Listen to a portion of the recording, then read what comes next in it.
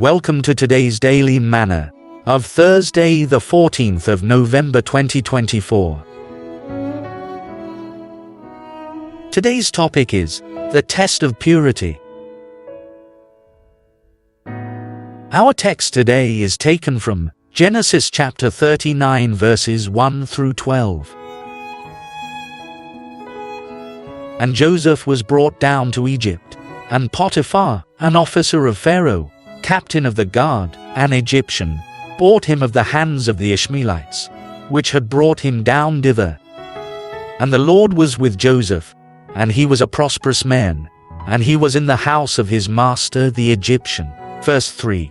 And his master saw that the Lord was with him, and that the Lord made all that he did to prosper in his hand.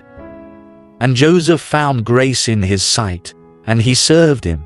And he made him overseer over his house, and all that he had he put into his hand. And it came to pass from the time that he had made him overseer in his house, and over all that he had, that the Lord blessed the Egyptian's house for Joseph's sake. And the blessing of the Lord was upon all that he had in the house, and in the field. And he left all that he had in Joseph's hand, and he knew not aught he had, save the bread which he did eat. And Joseph was a goodly person, and well favored. And it came to pass after these things, that his master's wife cast her eyes upon Joseph, and she said, Lie with me.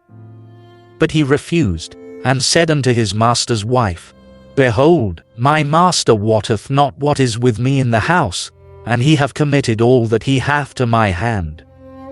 There is none greater in this house than I, neither hath he kept back anything from me but thee, because thou art his wife.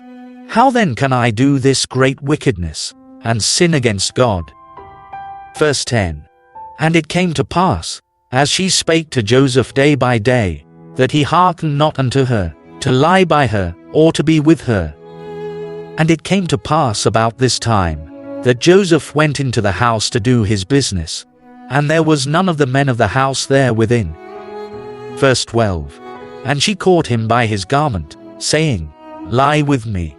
And he left his garment in her hand, and fled, and got him out.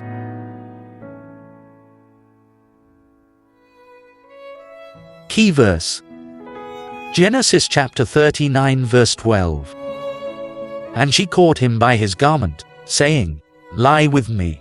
And he left his garment in her hand, and fled, and got him out.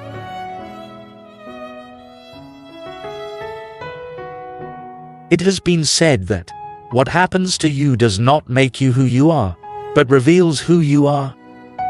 A person's real character shines forth in what the person does, when confronted with the relentless come-hither signals of an agent or practitioner of seduction. In Potiphar's house, Joseph was at the cusp of his destiny. Then came along Mrs. Potiphar with the offer of illicit pleasure. He would be her toy boy with all the potential benefits it promised. The temptress tried flirting and, when that failed, resorted to aggressive pursuit. Joseph's flat refusal of the persistent solicitations by his master's wife was a testament to his righteousness. But English poet and playwright William Congreve's observation is apt. Hell hath no fury like a woman scorned. Joseph would pay very dearly for daring to stand for holiness. But God was with him through it all. Maintaining moral purity today may be a tedious swim against the tide, but it endears one. The Joseph test confronts the modern-day believer in the form of barefaced nudity on the streets, lust and immorality promoted and popularized in society, and undisguised erotica pornography in the social media. Heaven's pilgrims need a healthy dose of divine grace and personal discipline to maintain holiness of heart and life. What seemed like a setback for Joseph was the last hurdle he had to jump before entering the glorious destiny prepared for him. God's presence with him charted his course from prison to Pharaoh's palace. Personal purity has its rewards, If you, like Joseph, decide for moral pureness, you can expect God's companionship through the vicissitudes of life and assurance of victory at last.